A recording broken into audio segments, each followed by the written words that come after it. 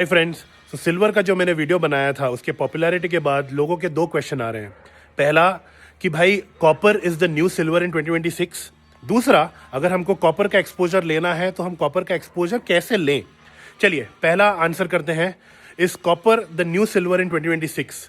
The answer is not that simple because copper was never considered as an investment asset class by retail users. It was largely as a consumption driven, as an industrial use case. Copper ज़्यादा use हो रहा था, लेकिन overall metal के अंदर आप देख रहे हो बहुत स्ट्रक्चरल चेंजेस आ रहे हैं, जहां की सिल्वर 175% राइज हो चुका है 2025 में, गोल्ड 80% ऊपर आ चुका है, कॉपर अगर देखें 2025 में 40% के आसपास उसका प्राइस मूव हो चुका है।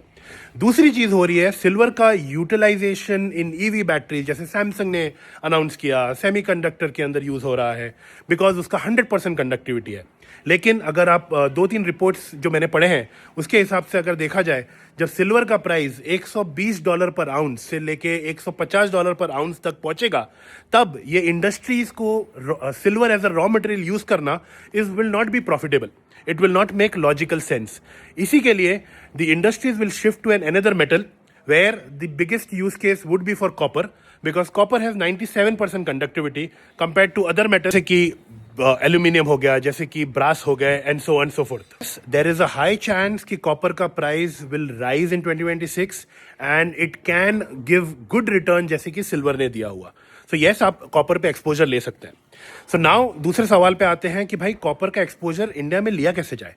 It is not that easy to invest in copper. पहला, आप कैसे कर सकते हैं, आप फ्यूचर्स कमोडिटी फ्यूचर्स में ले सकते हैं, बट उसके अंदर सबसे बड़ा डिफिकल्टी है जो उसका लॉट साइज है, बहुत ह्यूज है। So initial investment would be too huge, it would be a high risk, so I will not recommend that. Second होता है ऑप्शंस। ऑप्शंस के थ्रू आप बेट ले सकते हैं, लेकिन ऑप्शन में सबसे बड़ा प्रॉब्लम आता है टाइम डिके। तो अगर आपका प्राइस इतना सिग्निफिकेंटली मूव नहीं हुआ तो ऑप्शंस का प्राइस ऊपर नीचे होगा, उसके वजह से आपका सिग्निफिकेंट लॉस हो सकता है। के बाद आता है फिजिकल कॉपर लेना। फिजिकल कॉपर लेना is not recommended. It is not as easy to buy and sell silver and gold because उसके अंदर प्राइस आर्बिट्राज आपका बहुत ज्यादा हो जाएगा, उसके अंदर लॉस आपका ज्यादा हो जाएगा। तो दूसरा एक लास्ट एक ऑप्शन बचता है जहां पे आप इंटरनेशनल ईटीएफ ले सकते हैं, बिकॉज इंडिया में अभी तक mutual fund in ETF in copper नहीं आया है, जहां की सिल्वर बीज है, गोल्ड बीज है, but copper bees is not yet there.